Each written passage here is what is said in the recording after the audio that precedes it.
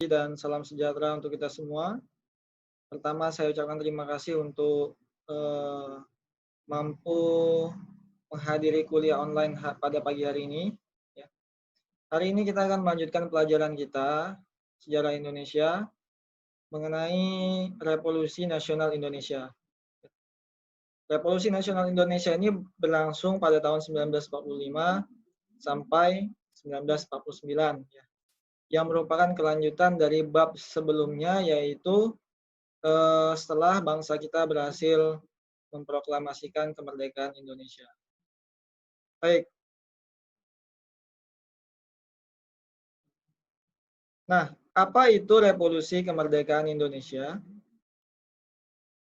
Nah, Indonesian National Revolution, ya, atau kadang juga disebut dengan sebutan Perang Kemerdekaan Indonesia, ya, adalah sebuah revolusi, ya, yang ditandai dengan konflik bersenjata dan perjuangan diplomasi, ya. Jadi kalau konflik bersenjata ini adalah usaha melalui jalur militer, ya. Dan perjuangan diplomasi yang terjadi antara, ya, Republik Indonesia menghadapi lawannya, yaitu Kerajaan Belanda. Nah, selain itu juga revolusi kemerdekaan ini berkaitan dengan kondisi internal masyarakat Indonesia, karena revolusi kemerdekaan ini merubah konstruk masyarakat Indonesia, ya, secara sosial, secara ekonomi dan lain sebagainya banyak terjadi perubahan. Sebagaimana dalam istilah sosiologi, revolusi ini kan adalah perubahan yang berlangsung dengan cara yang cepat, ya, sehingga dia tidak membutuhkan waktu lama. Ya, padahal kan sebelumnya cita-cita kebangsaan kita sudah dikumandangkan semenjak 1928, ya, tapi revolusi ini baru bisa berlangsung pada tahun 1945 karena ada peluang. Selain itu juga revolusi ini mengakhiri masa kolonialisme Belanda di Indonesia. Sebelumnya saya akan menyampaikan sedikit mengenai prolog secara umum mengenai materi kita.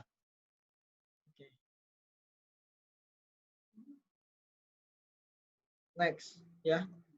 Jadi revolusi ini berlangsung, ya, semenjak deklarasi kemerdekaan Indonesia pada tahun 1945, ya, sampai kemudian Belanda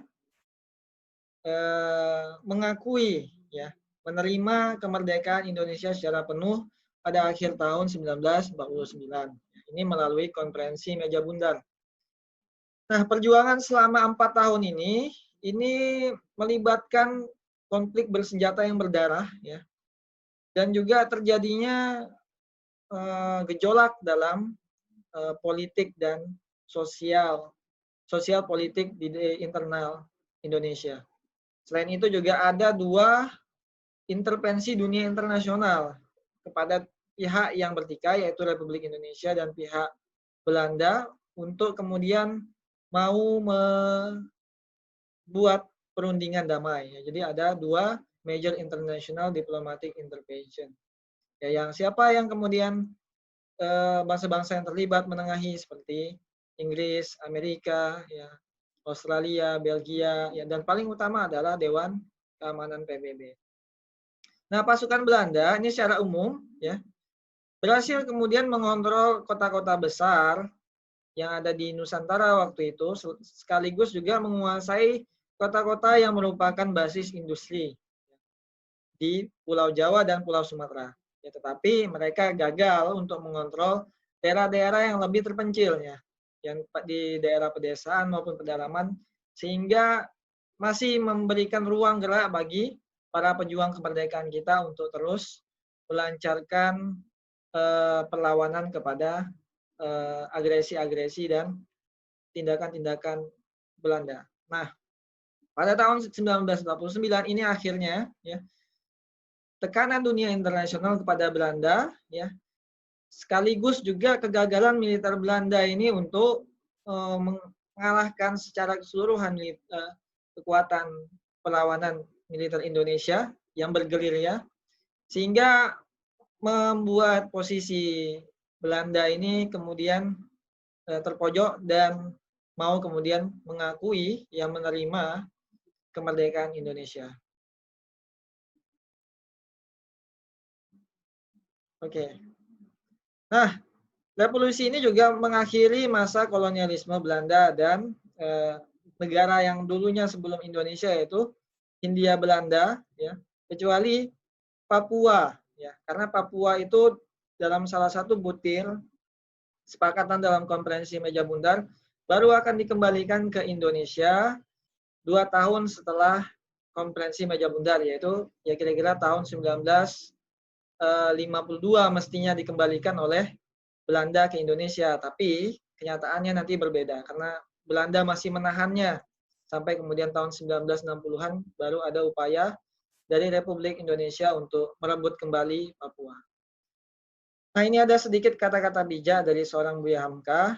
Nah, apa esensinya kita mempelajari ini? Ya, yang jelas kita harus kemudian bersyukur ya kepada Allah yang pertama dan kepada para pahlawan yang sudah berkorban begitu besar untuk kemerdekaan kita ya. Karena mereka yang kemudian berjuang di awal-awal Republik ini sudah bersedia mengorbankan segalanya ya, ada mengorbankan hidupnya, ada keluarganya ya dan lain sebagainya untuk kita yang kemudian bisa hidup damai pada hari ini. Nah, sebelumnya ya pasca kita memproklamasikan kemerdekaan, tentu para founding father kita kemudian membentuk struktur pemerintahan ya. Ya, negara kita kan ada 3 lembaga tinggi yaitu legislatif, eksekutif dan yudikatif ya. Waktu itu karena masih awal ya jadi strukturnya masih sangat sederhana. Nah, ini ada sedikit foto kabinet awal ya. Ini adalah menteri-menteri kabinet awal setelah kita memproklamasikan kemerdekaan. Nah, ini ada 13 menteri, ada 4 menteri negara dan ada 4 pejabat setingkat menteri. Nah, menteri negara ini seperti menteri sekretaris negara, ya. Kemudian ada jaksa agung dan lain sebagainya. Ini kabinet pertama kita. Nah, mengenai lebih detail siapa aja menterinya, siapa aja pejabat setingkat menterinya, itu kalian bisa buka buku paket, itu ada dijelaskan lebih rinci di sana. Nah, tahun 1946 dibentuk pemerintahan pusat Republik Indonesia ya, yang berpusat, yang beribu kota di Jakarta ya. Nah, karena belum ada dilakukan general election atau pemilihan umum ya, maka dibentuk sebuah lembaga pengganti yaitu KNIP namanya. Komite Nasional Indonesia. Ya, ini tugasnya adalah membantu presiden dalam membuat kebijakan legislatif karena kita belum melaksanakan pemilihan umum. Selain itu juga ada komite-komite, maksudnya lembaga-lembaga lainnya juga kemudian didirikan di setingkat provinsi dan di level kabupaten. Oke. Oke, saya akan melanjutkan kembali. Sebentar ya. Posisi duduknya masih dirubah nih. Oke. Setelah kita memproklamasikan kemerdekaan, ya, tentunya Belanda ingin kembali ke Indonesia, ya, karena Jepang telah ditaklukkan oleh para aliansi sekutu, yang salah satunya juga Belanda di sana, ya, yang paling utama adalah Amerika. Mereka ingin kembali ke Indonesia dan menginstal kembali pemerintahan sipil Hindia Belanda waktu itu, ya, atau ya sederhananya ingin berkuasa kembali lah di Indonesia. Karena Indonesia kontribusinya besar dalam perekonomian Belanda. Jadi Indonesia ini sangat penting bagi mereka karena ya ada sebuah istilah bahwa negeri Belanda itu, negeri induknya yang di Eropa sana, mengapung di atas negara-negara kolonial yang paling besar negara kolonial Belanda adalah Indonesia. Oke. Belanda kemudian menuduh Soekarno dan Hatta ya berkolaborasi atau bekerja sama dengan Jepang, sehingga mereka menyebut bahwa Republik Indonesia adalah buatan dari Jepang, fasisme Jepang. Ya. Jadi mereka tidak mengakui itu. Ya. Kemudian juga Hindia Belanda, khususnya Hindia Belanda itu setelah Perang Dunia Kedua, ya sebagaimana negara-negara Eropa Barat lainnya itu mendapat bantuan Marshall Plan namanya. Ini bantuan ekonomi, ya, keuangan yang diberikan oleh Amerika kepada negara-negara Eropa Barat, ya, dan koalisi-koalisi Amerika yang terdampak dalam Perang Dunia Kedua. Nah, termasuk salah satunya Belanda. Ya, Belanda mendapat pinjaman 10 juta dolar dari Amerika Serikat. Dan utamanya ini digunakan untuk membiayai kembali mereka ke Indonesia.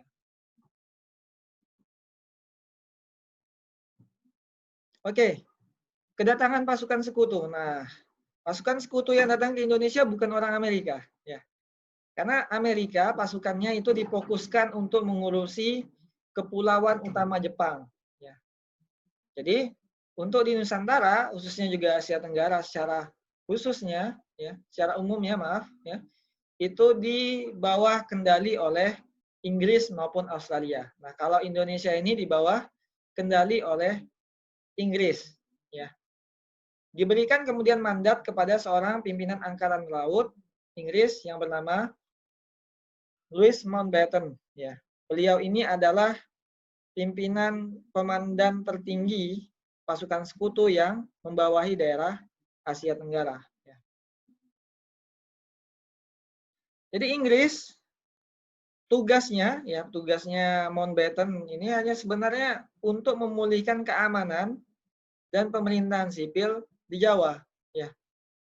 Sekaligus juga, ya, intinya mereka ingin restore ini mengembalikan lagi, ya, mengisi ulang lah kalau dalam bahasa Indonesianya, mengisi ulang kembali pemerintahan sipil yang waktu sebelum perang berada di bawah kolonialisme Belanda, ya.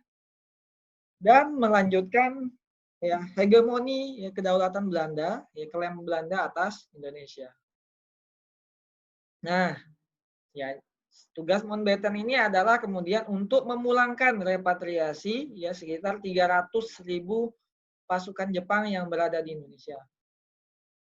Sekaligus juga tugasnya adalah untuk membebaskan tahanan perang. Ya.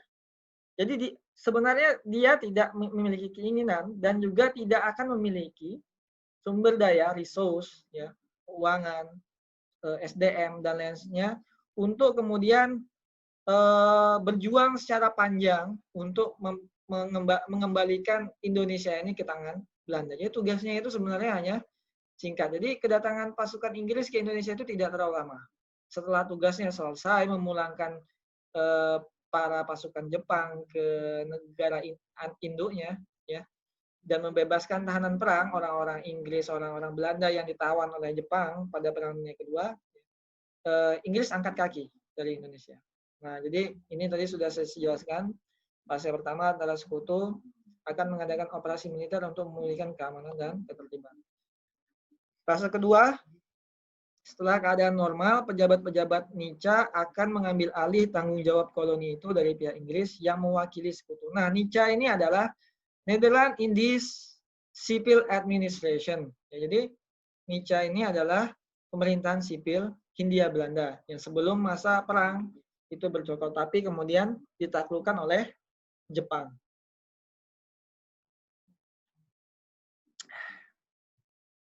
Oke, pasukan Inggris yang pertama tiba di Indonesia itu sampai di Jakarta pada akhir tahun pada akhir bulan September 1945. Dan mereka juga tiba di kota-kota besar di Indonesia waktu itu seperti di Medan, Padang, Palembang, Semarang, dan Surabaya. Nah, tentu saja kedatangan mereka ini kemudian banyak juga menimbulkan clash antara pasukan Republik dengan pasukan aliansi sekutu ini, ya, orang Inggris, ya. Karena tidak jarang terjadi konflik bersenjata di sana. Ada kesalahpahaman lah atau ada masalah lainnya. Ya, seperti bagaimana? Seperti di Medan ini terjadi pertempuran medan area. Di Padang tidak ada pertempuran yang terbuka ya. Di Palembang ada pertempuran 5 hari di kota Palembang antara pasukan sekutu melawan antara orang Inggris lebih tepatnya melawan pejuang di Palembang. Ada juga di Semarang yang lebih heroik yaitu Palagan Ambarawa. Ini Ambarawa itu adalah salah satu daerah yang dekat dengan Semarang. Nah, di sini tentara Republik bisa mengalahkan Inggris ya. Inggris kalah nih dalam perang di Ambarawa ya. Kemudian juga yang paling herois dalam sejarah Indonesia dan besar-besaran sekali adalah penyerangan pasukan Inggris ke daerah Surabaya, Jawa Timur. Nah, ini sekitar 30.000 orang tentara Republik maupun rakyat ini tewas dalam pertempuran Surabaya 10 November. Sehingga Surabaya 10 November ini diingat dalam sejarah Indonesia sebagai Hari Pahlawan. Ini untuk menghormati orang-orang yang berjuang dalam perang di Surabaya. Nah, ada salah satu upaya dari pimpinan pasukan Inggris di Indonesia, yaitu Sir Philip Christison, ya, untuk menghindari konflik dengan orang Indonesia, ya mereka memecah pasukan-pasukan yang ditugaskan di Indonesia ini kepada dua, ya. Ada yang bekas pasukan kolonial Belanda atau orang Belanda lah. Itu lebih banyak ditugaskan ke daerah timur Indonesia karena di sana upaya Belanda untuk mengembalikan kekuasaannya itu lebih berjalan dengan mulus di sana. Nah, tensi kemudian memuncak ya antara pasukan sekutu yang masuk ke Jawa dan Sumatera. Tadi sudah saya jelaskan di sana ya tadi mengenai ada medan area, ya pertempuran 5 hari dan lain sebagainya. Karena pasukan sekutu ini ya banyak membebaskan tahanan-tahanan Belanda ya, terutama pasukan kolonial Belanda waktu itu yang disebut KNIL. Ya, KNIL ini Royal Netherlands East Indies Army atau kalau dalam bahasa Belandanya itu KNOK. Saya lupa ya. Yang jelas NI-nya North Indies Leger. L ini tentara, leger dalam bahasa Belanda. Orang-orang Cina maupun orang-orang Indo-Eropa dan orang-orang Jepang itu dibebaskan oleh pasukan sekutu. Nah, ini sudah saya sebutkan tadi. Ya. Ada juga Bandung Lautan Api, ya, lupa saya mention. Nah, usaha Belanda untuk memulihkan kekuasaannya, ya. Tadi sudah saya sebutkan, ya ada Netherlands Indies Civil Administration, ya. Itu didatangkan ke Jakarta setelah orang Inggris juga mendarat di Jakarta, ya atas bantuan Inggris, ya. Datang pemerintahan sipil Belanda lagi. Tidak hanya ke Jakarta dan itu mereka juga didatangkan ke beberapa kota-kota utama di Indonesia. Nah, berdasarkan sumber dari orang kita ya, orang-orang Republik, ya, diperkirakan sekitar 8.000 orang tewas ya. Pada Januari 1946 untuk mempertahankan kota Jakarta ya. Tapi mereka kemudian tidak mampu untuk mempertahankannya. Karena itu kemudian nanti di awal-awal kemerdekaan kita ya ibu kota itu belum ditempatkan di Jakarta. Ibu kota kita masih kemudian dialihkan ke Yogyakarta. Ya, ini atas bantuan dari Sri Sultan Hamengkubuwono. Jadi waktu kita merdeka itu masalah keduanya itu adalah memperoleh dukungan raja-raja lokal. Nah, karena di Indonesia kan pada masa Belanda itu Belanda tidak kemudian menganeksasi atau menghapuskan semua kerajaan-kerajaan. Melainkan mereka memberikan otoritas terbatas kepada kerajaan-kerajaan yang ada di Indonesia. Nah, karena itu kayak kerajaan Siak masih ada kerajaan apa lagi ya? Jogja ya, di Solo itu juga ada Kasunanan Surakarta dan di Kalimantan dan lain-lain sebagainya. Di Medan juga ada Delhi. Nah, ini kenapa kemudian saya melanjutkan kepada perundingan Linggarjati ya? Karena ketika pasukan Belanda, orang-orang Belanda datang kembali ke Indonesia, sedangkan di Indonesia ini sudah ada diproklamasikan sebuah republik tersendiri, ini perlu sebuah kesepahaman antara orang Belanda maupun orang Indonesia. ya. Maka kemudian ya mereka mengadakan ya antara pihak Republik maupun maaf ya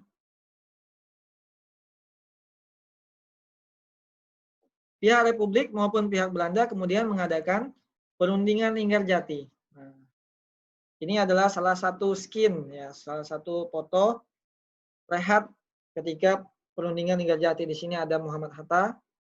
Ini ada pimpinan militer Belanda waktu itu yaitu Panmuk namanya. Ini ada Soekarno. Nah, perundingan Linggarjati ini dilaksanakan di daerah sekitar Jawa Barat, namanya daerah Linggarjati, karena itu disebut perundingan Linggarjati. Ya. Ini ditengahi dan diinisiatif oleh Inggris. Ya. Inggris kemudian berinisiatif mempertemukan orang Indonesia dan orang Belanda. Ya. Dan keputusannya diambil kemudian pada bulan November 1946. Nah, hasil keputusan dalam perundingan Linggarjati ini, ya, Belanda kemudian mengakui, menerima, ya, kemerdekaan Republik Indonesia secara de facto, ya, dengan kekuasaannya, dengan otoritasnya hanya kepada beberapa wilayah saja. Terbatas wilayahnya hanya di Jawa, Madura, ya, dan di Sumatera. Nah, ini di sebelah kanan ini saya tampilkan peta hasil perundingan Linggarjati. Nah, ini Pulau Sumatera, Pulau Jawa, Madura. Ini di bawah kendali Republik Indonesia. Pimpinannya Soekarno-Hatta. Yang ini diproklamasikan 1945 itu, 17 Agustus.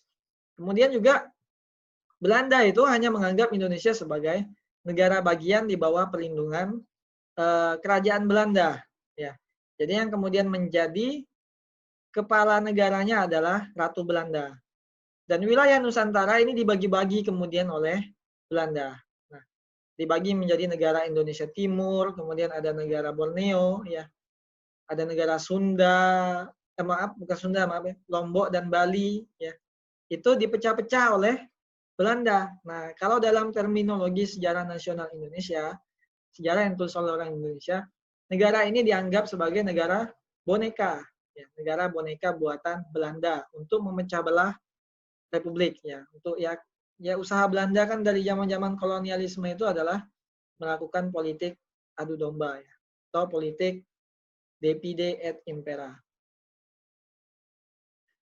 Nah, hanya saja kemudian Belanda melanggar perundingan Linggarjati. Ya, Belanda ingin menguasai Indonesia secara penuh, secara keseluruhan, ya, karena Indonesia ini sangat penting bagi mereka. Karena sumber perekonomian mereka itu sebagian besar berasal dari Indonesia. Nah, karena itu mereka tidak puas hanya menguasai sebagian wilayah Indonesia atau tidak menguasai secara penuh lah. Ya, kemudian mereka melancarkan agresi militer Belanda I dan kemudian melanggar hasil perundingan Linggarjati. Nah, dalam sebutan Belanda ini, kalau kita menyebutnya agresi militer Belanda I, ya, kalau orang Belanda menyebutnya operasi produk. Ya. Kenapa produk? Ya, operasi ini harus menghasilkan bagi mereka. Menghasilkan. Karena itu tujuan-tujuan dari operasi ini adalah wilayah-wilayah yang sangat profitable, yang banyak menghasilkan surplus ekonomi nantinya. Ya. Nah, contohnya apa? Daerah-daerah tersebut. Ya, daerah-daerah tersebut contohnya adalah daerah sentra penghasil gula, komoditas gula di Jawa. Selain itu juga di Sumatera, ya, yang menjadi sasaran itu adalah daerah-daerah yang menghasilkan minyak dan karet, ya, di Sumatera, yaitu sekitar Sumatera Timur. Kalau sekarang itu berada di Medan. Nah, Medan, Delhi itu disebut Sumatera Timur. Di situ daerah sentral penghasil perkebunan, ya, yang salah satu komoditasnya nanti diubah menjadi ya minyak. Minyak itu kan dari kelapa sawit, ya, jadi minyak. Kemudian karet penting sekali pada masa itu karena menjadi salah satu bahan baku otomotif, ya. Kemudian pasukan Belanda itu memperkirakan bisa untuk ya merebut daerah-daerah yang dikuasai oleh pasukan Republik hanya dengan waktu 2 minggu. Ya bahkan mereka itu dengan cukup arogan menganggap bisa kemudian menaklukkan keseluruhan wilayah Republik ini hanya dalam waktu 6 bulan. Tetapi dalam agresi militer Belanda pertama ini, ya mereka belum memiliki keinginan dan mereka tidak merencanakan untuk menyerang Yogyakarta, ya, yang merupakan ibu kota sementara kita pada waktu itu. Ya, kenapa?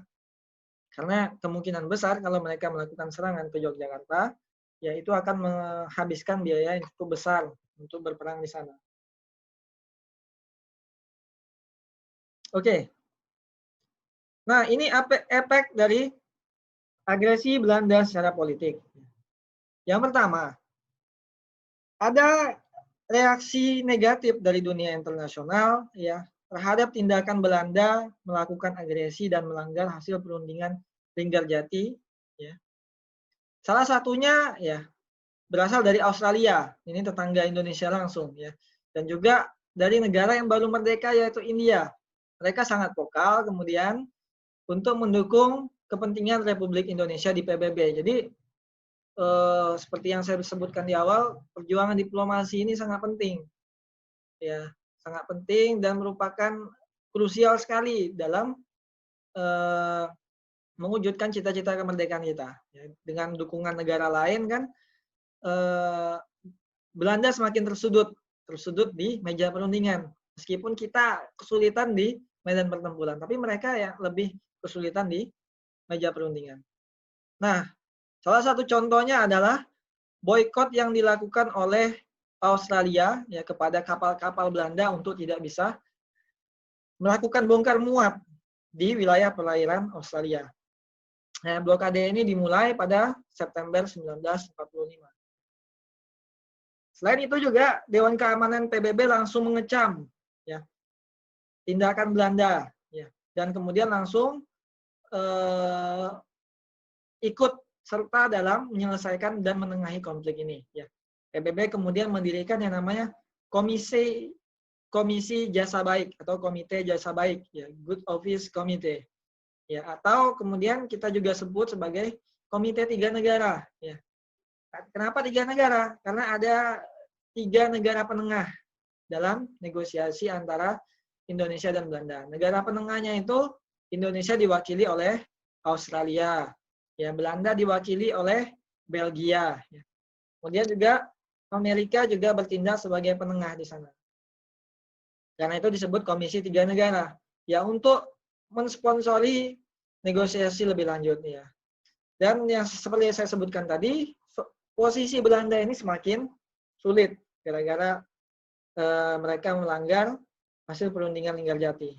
Nah, kemudian gencatan senjata diserukan oleh Dewan Keamanan PBB ya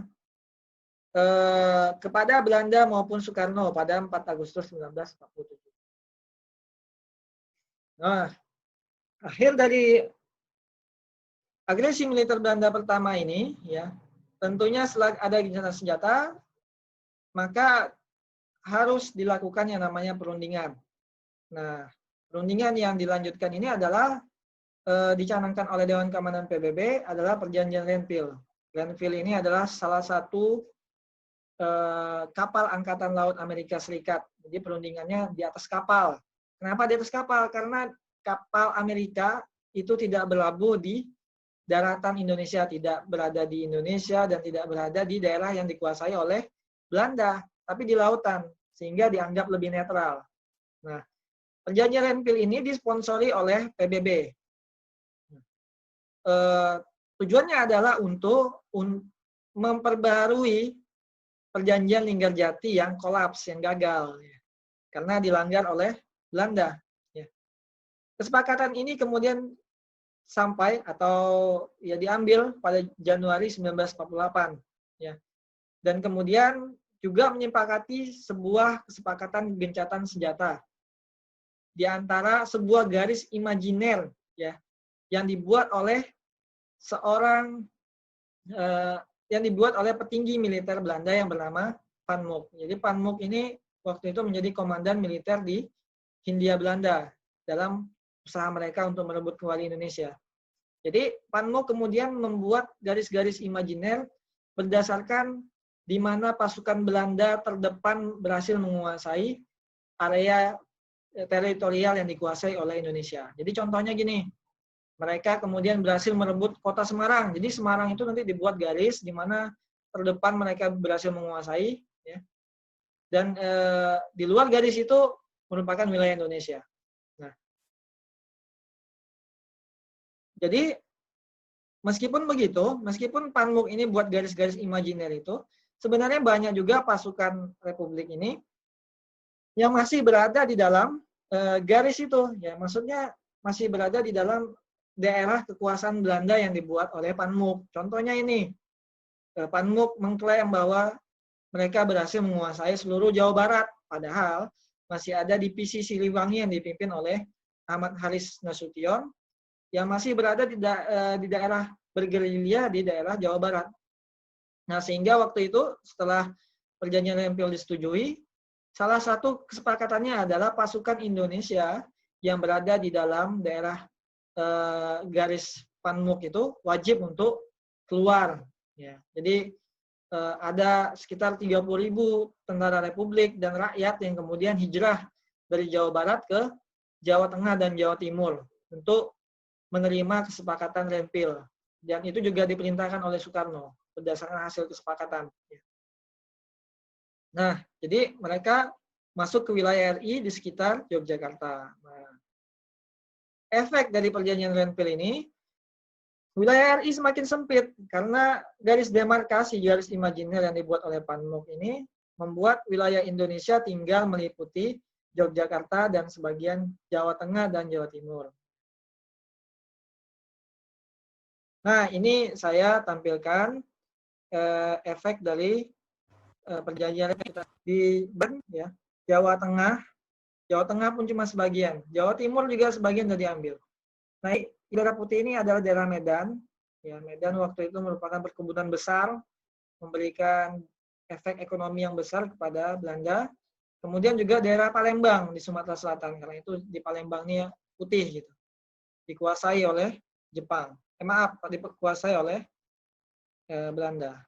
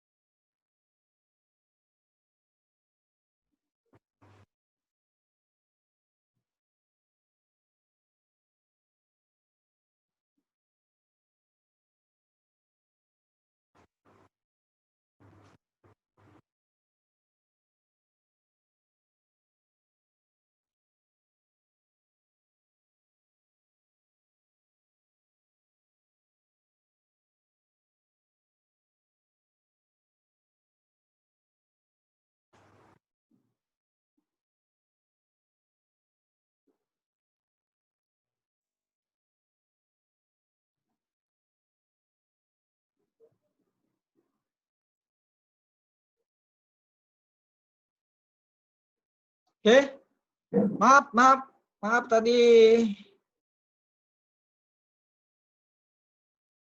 ada masalah.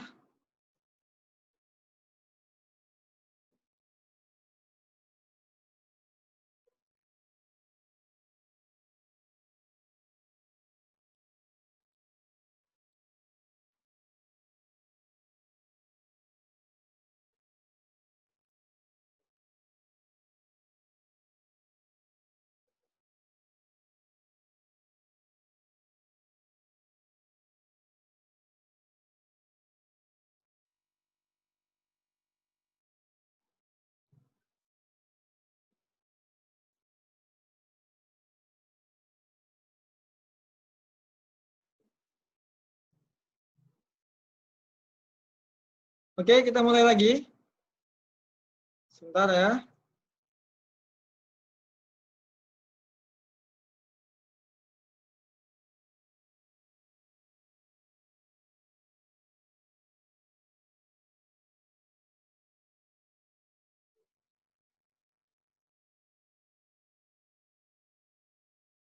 Oke, kita lanjutkan ya.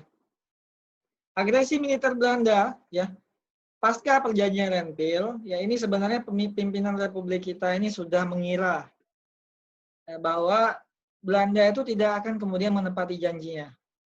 Dan dalam waktu yang tidak akan lama, pimpinan Republik yakin bahwa Belanda akan kemudian melakukan agresi susulan karena mereka belum sepenuhnya menaklukkan Republik Indonesia.